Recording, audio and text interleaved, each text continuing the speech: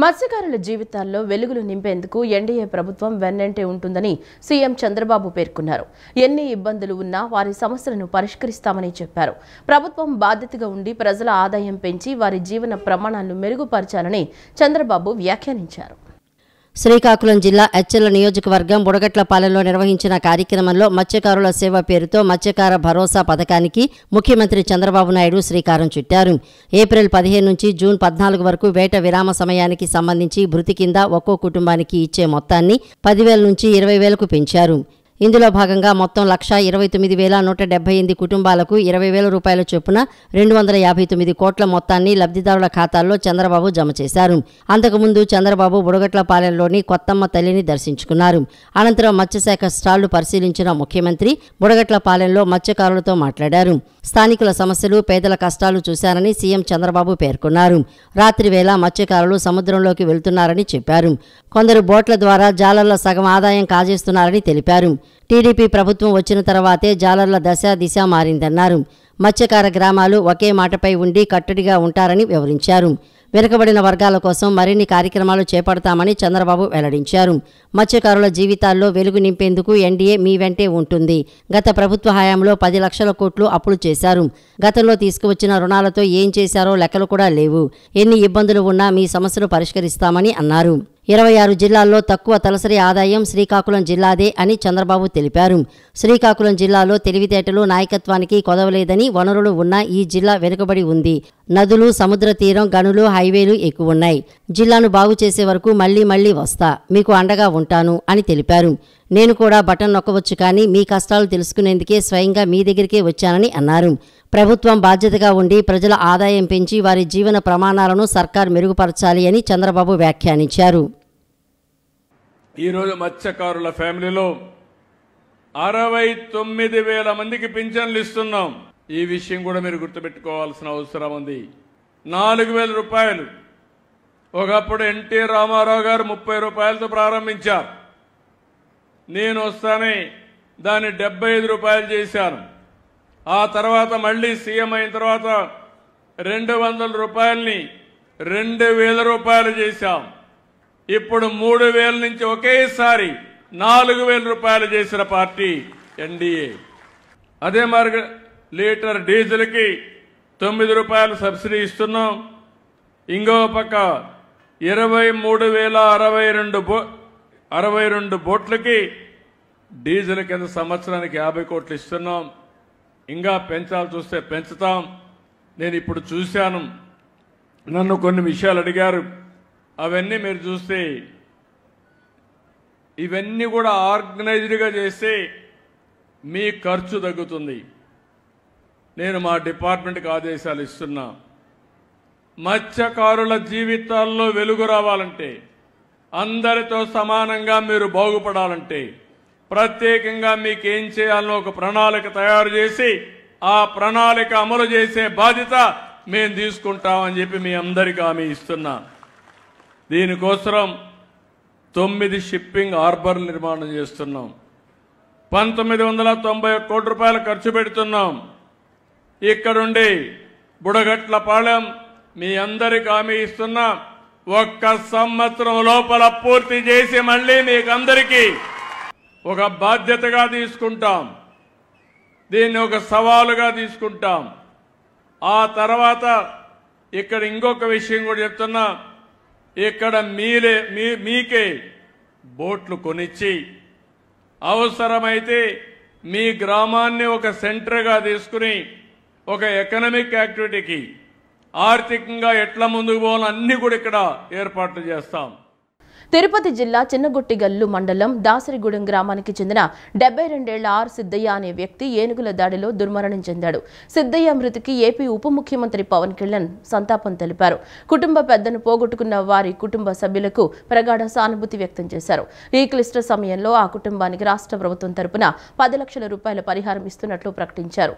ఏనుగుల సంచారాన్ని, వాటి కదలికలను ఎప్పటికప్పుడు పరిశీలిస్తూ సమీప గ్రామ ప్రజలకు సమాచారాన్ని అందించేందుకు అన్ని రకాల చర్యలు చేపట్టామన్నారు.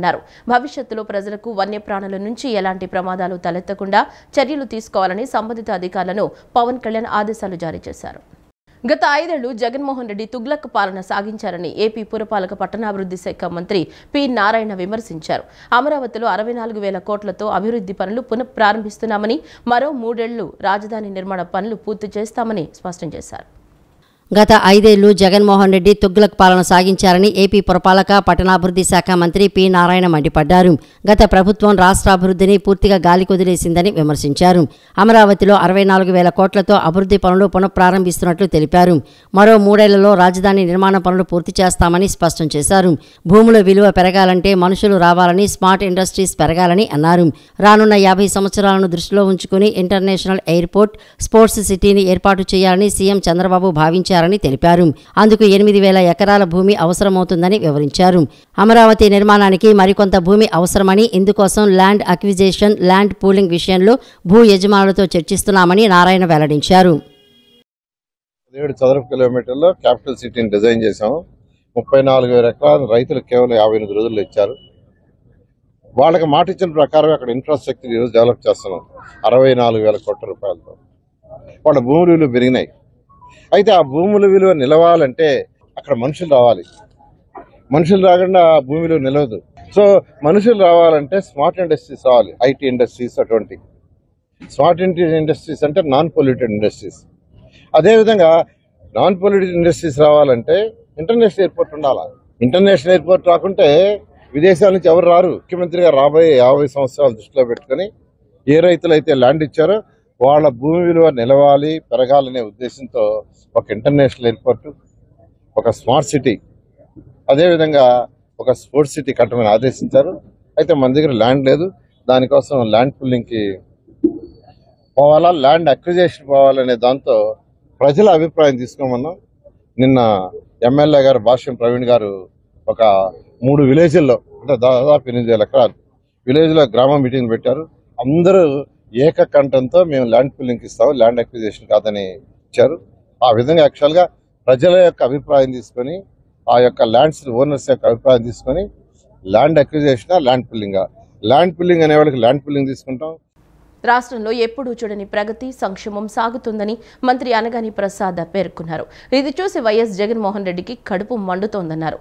అబద్దాలు, డైవర్షన్ పాలిటిక్స్ ను అలవాటుగా మార్చుకున్న ఆయన ఎదుటి వారిపై బురద జల్లేందుకు ప్రయత్నిస్తున్నారని దుయ్యబట్టారు. రాష్ట్రంలో ఎప్పుడూ చూడని ప్రగతి, సంక్షేమం సాగుతోందని మంత్రి అనగాని ప్రసాద్ పేర్కొన్నారు.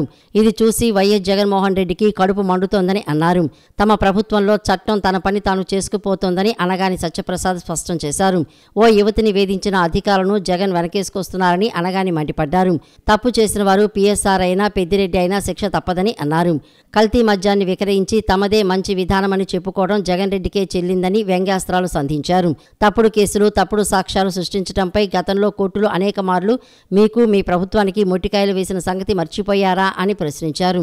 తిరుమల గోశాల వ్యవహారంలో వైఎస్ఆర్సీపీ నేతలు అబద్దాలు చెప్పి భంగపడ్డారని, ఇంకా వారి మాటలు నమ్మే స్థితిలో ప్రజలు లేరని అనగాని వెల్లడించారు. ప్రతిపక్షంలో ఉండగా పోలవరంపై కపట ప్రేమ చూపించిన సీఎం చంద్రబాబు ఇప్పుడు 41 మీటర్ల ఎత్తు ఎందుకు కడుతున్నారని ఆంధ్రప్రదేశ్ కాంగ్రెస్ కమిటీ అధ్యక్షురాలు షర్మిల ప్రశ్నించారు. 45 మీటర్ల ఎత్తులో నిర్మాణమని వెంటనే ప్రభుత్వం స్పష్టత ఇవ్వాలని డిమాండ్ చేశారు. విజయవాడ ఆంధ్రరత్న భవన్లో పోలవరం ముంపు ప్రాంతాల నిర్వాసితులతో ఏపీసీసీ అధ్యక్షురాలు షర్మిల ముఖాముఖి నిర్వహించారు.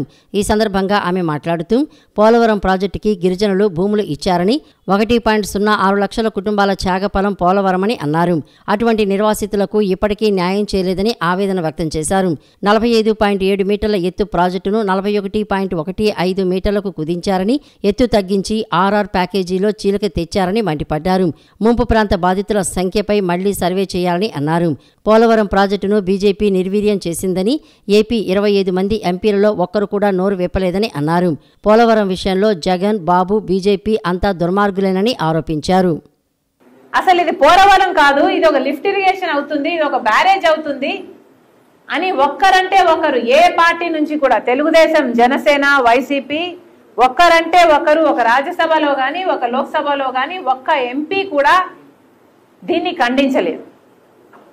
కారణం ఏమిటి అంటే జగన్మోహన్ రెడ్డి గారు అంతకు ముందు ముఖ్యమంత్రిగా ఉన్నారు. అప్పటికే జగన్మోహన్ రెడ్డి గారు ఒప్పందం చేసేసుకున్నారు బీజేపీ పార్టీతో. ఈ ప్రాజెక్టుని మేము 41 మీటర్ల స్టోరేజ్ కెపాసిటీతోనే కడతాము అని. ఏ జగన్మోహన్ రెడ్డి? రాజశేఖర రెడ్డి గారి కొడుకు జగన్మోహన్ రెడ్డి.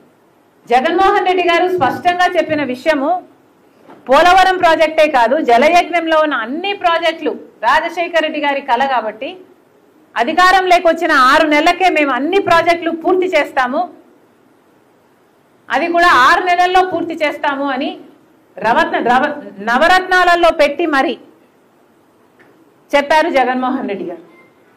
మేము ఈ ప్రాజెక్టు ఎత్తు తగ్గించాలి అనే నిబంధన పెడితే ఒక్కరంటే ఒక్కరు కూడా మాట్లాడలేదు, ఒక్కరంటే ఒక్కరు కూడా ఖండించలేదు. పోలవరం ప్రాజెక్టు ఎత్తు తగ్గితే ఏమిటి పరిస్థితి, అది పోలవరం ప్రాజెక్టు కాదు, అది ఒక లిఫ్ట్ ఇరిగేషన్ బ్యారేజ్ అవుతుంది, అసలు యూస్లెస్ అయిపోతుంది అని ఒక్కరు కూడా దీని గురించి మాట్లాడలేదు. ఎందుకు అని అడుగుతున్నారు. ఆంధ్ర విశ్వవిద్యాలయం ఆంధ్రులకు గర్వకారణమని విజయవాడ పశ్చిమ ఎమ్మెల్యే సుజనా చౌదరి ఎక్స్లో పేర్కొన్నారు. ఆంధ్ర విశ్వవిద్యాలయం శనివారంతో 100 ఏళ్లు పూర్తి చేసుకున్న సందర్భంగా మరో శతాబ్దం పాటు ఈ విశ్వవిద్యాలయం దేదీప్యమానంగా విజ్ఞాన జల్లులు కురిపించాలని ఆయన ఆకాంక్షించారు. సరికొత్త ఆవిష్కరణలకు నాంది పలుకుతూ ఆంధ్ర యూనివర్సిటీ ఎంతో మంది విద్యార్థుల భవిష్యత్తుకు బంగారు బాటలు వేసిందన్నారు. సివి రామన్, సర్వేపల్లి రాధాకృష్ణన్, సిఆర్ రెడ్డి వంటి ఎందరో మహానుభావులు బోధించిన విద్యానిలయం ఆంధ్ర యూనివర్సిటీ అని సుజనా చౌదరి ఎక్స్ వేదికగా స్పందించారు. కృష్ణా జిల్లా గన్నవరాన్ని అందమైన సుందర నందనంగా తీర్చిదిద్దేందుకు కృషి చేస్తున్నట్లు ప్రభుత్వ విప్ గన్నవరం ఎమ్మెల్యే యార్లగడ్డ వెంకట్రావు తెలిపారు. పల్లె నిద్ర కార్యక్రమం ద్వారా ప్రజలతో మమేకమవడంతో పాటు స్థానిక సమస్యలను తెలుసుకునేందుకు వీలు కలిగిందని ఈ సందర్భంగా యార్లగడ్డ అభిప్రాయపడ్డారు. కృష్ణా జిల్లా గన్నవరంలో గ్రామ సభ నిర్వహించిన అనంతరం గ్రామంలో పల్లె నిద్ర కార్యక్రమంలో ప్రభుత్వ విప్ గన్నవరం ఎమ్మెల్యే యార్లగడ్డ వెంకట్రావు పాల్గొన్నారు. పాత గన్నవరంలోని శ్రీ తిరుపతమ్మ ఆలయ కళ్యాణ మండపంలో రాత్రి పొద్దుపోయే వరకు వివిధ శాఖల అధికారులు, గన్నవరం ప్రజలు, వివిధ పార్టీల నాయకులతో సమావేశమయ్యారు. ఈ సందర్భంగా సామాజిక, వ్యక్తిగత సమస్యలను పెద్ద ఎత్తున ఆయన దృష్టికి స్థానికులు తీసుకురాగా యార్లగడ్డ వెంకట్రావు సానుకూలంగా స్పందించారు. నిర్దిష్ట గడువులోగా ఈ సమస్యలను పరిష్కరించాలని అధికారులను ఆదేశించారు. దీర్ఘకాలిక సమస్యలను నాయకులతో చర్చించి పరిష్కార మార్గాలను అన్వేషించారు. అనంతరం పార్టీ పటిష్టతపై నాయకులతో సమాలోచనలు జరిపారు. అర్ధరాత్రి 2 గంటల వరకు జరిగిన ఈ సమావేశంలో పార్టీ పటిష్టతకు తీసుకోవాల్సిన అంశాలపై అవగాహనకు వచ్చారు. అనంతరం నిద్రకు ఉపక్రమించిన వెంకట్రావు ఉదయం 6 గంటలకే నిద్రలేచి తిరుపతమ్మ ఆలయంలో ప్రత్యేక పూజలు నిర్వహించారు.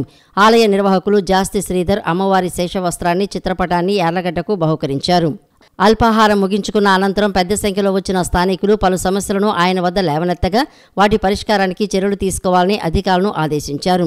తదుపరి వెంకటేశ్వర స్వామి ఆలయంలో ప్రత్యేక పూజలు నిర్వహించిన ఆయన క్షేత్రస్థాయిలో సమస్యలు తెలుసుకునేందుకు పాటిదిబ్బల వద్దకు చేరుకుని జాతీయ రహదారిపై ఉన్న డ్రైనేజీలో పూడికితీత పనులను జేసీబీతో ప్రారంభించారు. గ్రామంలోని బీసీ కమ్యూనిటీ హాల్ శిథిలావస్థకు చేరిందని, మరమ్మతులకు నిధులు మంజూరు చేయాలని మాజీ ఎంపీ తులిమిలి ఝాన్సీ ఎమ్మెల్యేను కోరగా కమ్యూనిటీ హాల్ను పరిశీలించిన యార్లగడ్డ కమ్యూనిటీ హాల్ కొత్తగా నిర్మించడానికి ఇక్కడకు సమీపంలోని కేసరపల్లి గ్రామ పరిధిలో గల రియల్ వెంచర్లో కామన్ సైట్ కేటాయించాలని, కమిటీ హాల్ నిర్మాణానికి గన్నవరం పంచాయతీ నుంచి 15 లక్షలు, మండల పరిషత్తు నుంచి 20 లక్షలు, కేసరపల్లి పంచాయతీ నుంచి 10 లక్షలు చొప్పున నిధులు కేటాయించాలని, ఇంకా అవసరమైన నిధులు తాను మంజూరు చేయిస్తానని తక్షణమే ప్రతిపాదనలు సిద్ధం చేయాలని అధికారులను ఆదేశించారు. శిథిలావస్థకు చేరిన బీసీ కమ్యూనిటీ హాల్ తొలగించి ఈ ప్రదేశంలో అన్నా క్యాంటీన్ ఏర్పాటు చేస్తానని ఎమ్మెల్యే ప్రకటించారు. అనంతరం గన్నవరం సామాజిక వైద్యశాలకు చేరుకున్న ఆయన వైద్యశాల ప్రహరీ గోడ నిర్మాణం పనులను పరిశీలించారు. హెచ్సిఎల్ టెక్నాలజీస్ సిఎస్ఆర్ నిధుల నుంచి అందించిన ఏసీలు, ఫ్రిడ్జులు, రోగుల బెడ్లు, కంప్యూటర్ మానిటర్లను వెంకట్రావు చేతుల మీదుగా వైద్యశాల సూపరింటెండెంట్కి అందజేశారు. ఈ వైద్యశాలలో ట్రామా కేర్ సెంటర్ ఏర్పాటుకు ప్రభుత్వానికి ప్రతిపాదనలు పంపించినట్లు తెలిపారు. గన్నవరం సామాజిక ఆరోగ్య కేంద్రంలో రోగులకు అన్ని వసతులు కల్పించేందుకు కృషి చేస్తానని హామీ ఇచ్చారు. విద్యాధర్పురం ఇండోర్ స్టేడియం నిర్మాణ పనులను త్వరితగతిన పూర్తి చేయాలని విజయవాడ నగరపాలక సంస్థ కమిషనర్ ధ్యానచంద్ర అన్నారు.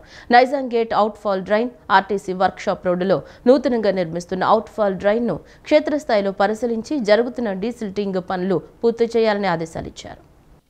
Vidyadharapuram stadium, Nizam gate outfall drain, RTC workshop road, labour colony outfall drain, Vidyadharapuram Anna canteen, Panja centre ప్రాంతాల్లో మున్సిపల్ కమిషనర్ ధ్యానచంద్ర పర్యటించి క్షేత్రస్థాయిలో పరిశీలించారు. ఈ సందర్భంగా కమిషనర్ మాట్లాడుతూ విద్యాధరపురంలోని నిర్మాణ దశలో ఉన్న ఇండోర్ స్టేడియం త్వరితగతిన పూర్తి చేసి త్వరగా అందుబాటులోకి తీసుకురావాలని అన్నారు. Nizam gate outfall drain, RTC workshop రోడ్లో నూతనంగా నిర్మిస్తున్న అవుట్ఫాల్ డ్రైన్ను క్షేత్రస్థాయిలో పరిశీలించి డీసిల్టింగ్ పనులు పూర్తి చేయాలని ఇంజనీరింగ్ సిబ్బంది, ప్రజా ప్రజారోగ్యం సిబ్బంది సమన్వయంతో ఫ్లోటింగ్ గార్బేజ్ సిల్టులను ఎప్పటికప్పుడు పరిశుభ్రపరుస్తూ డ్రైన్ ప్రవాహంలో ఎటువంటి అవాంతరం లేకుండా చూసుకోవాలని పేర్కొన్నారు. విద్యాధరపురంలో అన్నా క్యాంటీన్ను క్షేత్రస్థాయిలో పరిశీలించారు. ప్రజలకు ఎటువంటి ఇబ్బందులు లేకుండా తాగునీటి సౌకర్యంలో అంతరాయం లేకుండా చూసుకోవాలని అన్నారు. అన్నా క్యాంటీన్కి వచ్చే ప్రజలకు క్యూఆర్ కోడ్ ద్వారా అన్నా క్యాంటీన్లో గల వసతులపై వారి అభిప్రాయాన్ని అడిగి తెలుసుకున్నారు. నగర పరిధిలో గల అన్నా క్యాంటీన్లో ఎటువంటి మరమ్మతులు ఉన్నా వెంటనే చేసి ప్రజలకు అందుబాటులోకి తీసుకురావాలని అధికారులను ఆదేశించారు. పంజా సెంటర్లోని పారిశుద్ధ్య నిర్వహణను పరిశీలించారు. పనిచేస్తున్న పారిశుద్ధ్య కార్మికురాలని వారికి ఏమైనా ఇబ్బందులు ఉన్నాయా, వ్యర్థాలు సేకరించే తోపుడు బళ్లు సరిగ్గా పనిచేస్తున్నాయని అడిగి తెలుసుకున్నారు. ఈ పర్యటనలో in charge chief medical health officer doctor Gopalakrishna Nayak, Annapurna, executive engineer Surekha, engineering సిబ్బంది తదితరులు పాల్గొన్నారు. డేటింగ్ యాప్ ద్వారా అమ్మాయిలను మాయమాటలతో నమ్మించి వారి వద్ద నుంచి విలువైన వస్తువులను దొంగిలిస్తున్న వ్యక్తిని విజయవాడ పోలీసులు అరెస్టు చేశారు. నిందితుని వద్ద నుంచి 2 లక్షల రూపాయలు విలువైన 20 గ్రాముల బంగారం స్వాధీనం చేసుకున్నారు. డేటింగ్ యాప్ల ద్వారా అమ్మాయిలకు వలవేసి వారిని నమ్మబలికి వస్తువులను దోచుకుంటున్న వ్యక్తిని విజయవాడ పోలీసులు చాకచక్యంగా పట్టుకున్నారు. బాపట్లకు చెందిన కిలారి నాగతేజ అనే యువకుడు చెడు వ్యసనాలకు బానిసై ఈజీగా డబ్బులు సంపాదించాలని ఇటువంటి ఆగడాలకు పాల్పడుతుంటాడు. సోషల్ మీడియా వేదికలైన ఇన్స్టాగ్రామ్, ఫేస్బుక్, డేటింగ్ యాపుల్లో యువతులను పరిచయం చేసుకుని వారితో కొద్ది రోజులు మంచిగా మాట్లాడి నమ్మించి వారిని ఒక హోటల్కు తీసుకువెళ్లి బెదిరించి వస్తువులతో పరారవుతాడు. విజయవాడలో కూడా ఓ యువతిని అదే విధంగా ట్రాప్ చేసి వస్తువులను దోచుకుని వెళ్లగా సదరు బాధితురాలు మాచవరం పోలీస్ స్టేషన్లో ఫిర్యాదు చేసింది. వెంటనే స్పందించిన పోలీసులు దర్యాప్తు వేగవంతం చేసి సాంకేతిక ఆధారాలతో నిందితుడిని చాకచక్యంగా పట్టుకున్నారు. ఈ కేసును ఛేదించడంలో కీలకంగా వ్యవహరించిన మాచవరం పోలీస్ స్టేషన్ అధికారులు, సిబ్బందిని ఏసీపీ దామోదర్ అభినందించారు. నాగతేజ అనే ఒక కుర్రాడితోటి లవ్లీ డేటింగ్ యాప్ ద్వారా పరిచయం అయ్యి సుమారుగా ఒక నెల నుంచి వాళ్ళిద్దరూ మాట్లాడుకుంటూ పరిచయం పెంచుకున్నారు. ఎవ్రీడే ఫోన్లో మాట్లాడుకోవడం అట్లా చేసుకొని 21వ తారీఖు నాడు మన ఫోన్లో మాట్లాడుకుని 22వ తారీఖు నాడు కలుద్దాం అని చెప్పేసి ఇద్దరు డేటింగ్లో భాగంగా ఎం హోటల్, మన నో హోటల్కి ఆపోజిట్లో రోడ్డుకి యువతల పక్క, హైవేకి యువతల పక్క M5 హోటల్లో రూమ్ నెంబర్ 408 బుక్ చేసుకొని ఈ అమ్మాయిని అక్కడ రమ్మడంతో ఈ అమ్మాయి కూడా అక్కడికి అతను చెప్పిన దాని ప్రకారం వెళ్ళి ఇద్దరు రూమ్లోకి వెళ్ళి తర్వాత ఇతను ఈ అమ్మాయిని ఇద్దరు కలిసి మాట్లాడుకున్న తర్వాత ఈ అమ్మాయికి కత్తి చూపించి ఈ అమ్మాయి దగ్గర ఉన్న ఒక బంగారపు గొలుసు, అదేవిధంగా ఒక ఉంగరం 3 గ్రాములది సుమారుగా, ఇంకొక ఉంగరం 2 గ్రాములది, గొలుసు సుమారుగా 15 గ్రాముల గొలుసుని ఇతను తీసుకొని అమ్మాయి కత్తి చూపించి బెదిరించేసి అక్కడ నుంచి వెళ్ళిపోవడం జరిగింది.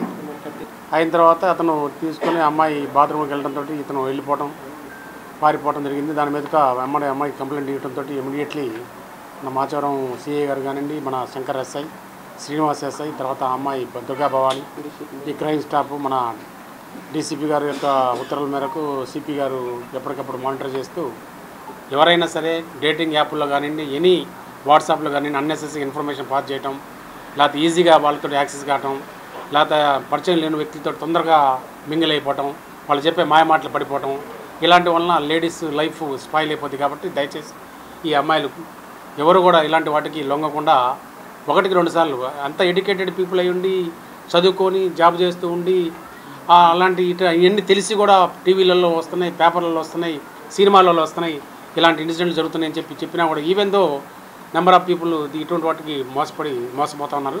కాబట్టి యూత్ని, యంగ్ జనరేషన్ లేడీస్ని, అదేవిధంగా కొంతమంది ఫ్యామిలీ మెంబర్స్ కూడా, కొంతమంది లేడీస్ కూడా ఇలాంటి వాటికి చూసుకోవడం, పరిచయాలు కావడంతో కూడా అట్లాంటి కూడా కొంతమంది చెప్పుకోని వాళ్ళు ఉన్నారు, చాలామంది ఉన్నారు. కాబట్టి ఇలాంటి వాటికి ఎవరు కూడా బెండ్ కావద్దని చెప్పేసి రాష్ట్ర ప్రభుత్వం ప్రకటించిన మెగా డిఎస్సీలో ఉన్న లోపాలను సరిచేయాలని పీడీఎఫ్ మాజీ ఎమ్మెల్సీ లక్ష్మణరావు ప్రభుత్వాన్ని కోరారు. అణగారిన ఎస్సీ, ఎస్టీ, బీసీ, డిఎస్సీలకు నిబంధనలు తొలగించాలని డిమాండ్ చేస్తున్నామని, ఇంటర్, డిగ్రీ, సీజీ 45-50% అర్హత ఉండాలి అనే నిబంధనలను తొలగించి అందరికీ అవకాశం కల్పించాలన్నారు.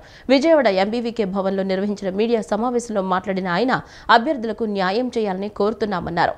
తెలంగాణలో సైతం 40% అనుమతి ఇచ్చారని గుర్తు చేశారు. సిలబస్ విస్తృత రీత్యా అభ్యర్థులకు ప్రిపరేషన్కు 90 రోజుల సమయం ఇవ్వాలన్నారు. 16,347 పోస్టులతో వచ్చింది. కానీ అభ్యర్థుల్లో ఎక్కువ మంది మానసిక ఒత్తిడిని ఎదుర్కొంటున్నారు, సంక్షోభాన్ని ఎదుర్కొంటున్నారు.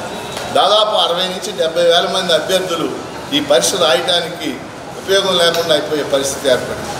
దీనికి ప్రధానంగా 4 అంశాలు ప్రభుత్వాన్ని మేము డిమాండ్ చేస్తాం. ఒకటి, వయోపరిమితిని 44 ఏళ్ల నుంచి 47 ఏళ్లకు పెంచాలని కోరుతున్నాం. దీనికి కారణం గత 7 ఏళ్లుగా డిఎస్సి నోటిఫికేషన్ లేకపోవడం. దీనివల్ల దాదాపు 30 వేల మంది అభ్యర్థులు లబ్ధి పొందే అవకాశం ఉంది. రూపాయి కూడా ఖర్చు లేదు ప్రభుత్వానికి. వసంగా అదనంగా వీళ్ళ వల్ల ఆదాయం కూడా వచ్చే అవకాశం. ఇక రెండో అంశం, సమయం కేవలం 45 రోజులు ఇచ్చారు. డిఎస్సికి వెళ్ళే అభ్యర్థి దాదాపు 30 పుస్తకాలు చదవాలి. ఒకసారి కూడా వాళ్ళు తిరగేయడానికి అవకాశం లేదు. అందుకని ఈ సమయాన్ని 45 రోజుల నుంచి 90 రోజులు, ఎందుకంటే ఇప్పుడు 6-7 ఏళ్ల నుంచి నోటిఫికేషన్ లేదు, ఇంకో 45 రోజులు దాన్ని ఎక్స్టెండ్ చేస్తే పెద్ద ఇబ్బంది ఏం లేదు, 3 నెలలకు పెంచాలని చెప్పేసి కోరుతున్నాం. మూడవది చాలా ముఖ్యమైనది, అది కొత్తగా పెట్టినటువంటి నిబంధన. డిఎస్సి రాసే అభ్యర్థులకి ఓసీలకి డిగ్రీలో 50% ఉండాలి, అలాగే ఎస్సీ ఎస్టీ బీసీలకు 45% ఉండాలనే నిబంధన పెట్టారు. ఇది దారుణం. ఆందోళన చెందుతున్నారు. 47 ఏళ్ళు అనేటువంటిది శాస్త్రమైంది. 47 ఏళ్ళకి వయోపరిమితి పెంచి అందరికీ కూడా డిఎస్సి రాసే అవకాశం కల్పించినటువంటిది మా రెండవ డిమాండ్. అలాగే ఒకే జిల్లాకు ఒకే పేపర్ ఉండటం వల్ల ఎవరికి ఇబ్బందులు ఉండవు. నార్మలైజేషన్ పేరుతో గందరగోళం పడే ప్రమాదం ఉంది. అందుకే రాష్ట్ర ప్రభుత్వం ఒకే జిల్లాకు ఒకే పరీక్ష పెట్టి ఒకే పేపర్ ద్వారా ఈరోజు నిరుద్యోగులకు న్యాయం జరిగినటువంటిది మా మూడో డిమాండ్గా ఉంది. అలాగే ఈరోజు నిరుద్యోగులు ఆన్లైన్లో అప్లై చేసుకుంటుంటే చాలామందికి సబ్జెక్టు చూపించడం లేదు, అలాగే వాళ్ళకి వచ్చిన ఫోన్ నెంబర్లు ఏమీ పనిచేయడం లేదు.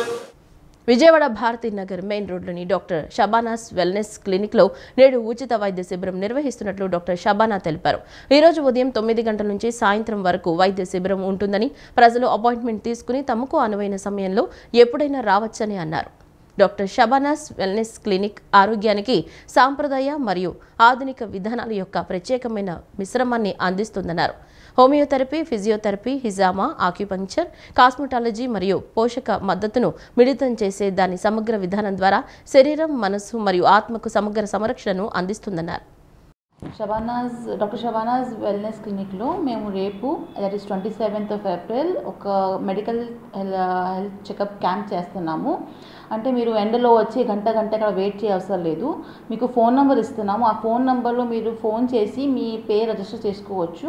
ఈ క్యాంప్ ద్వారా మీరు వస్తే మీరు first consultation free plus up to 50% discount on all the possible treatments. ఇక్కడ మీకు homeopathy, physiotherapy, cosmetology, trauma healing, diet and nutrition అన్నీ కలిపి ఉన్నాయి. So just avail the offer of this particular camp.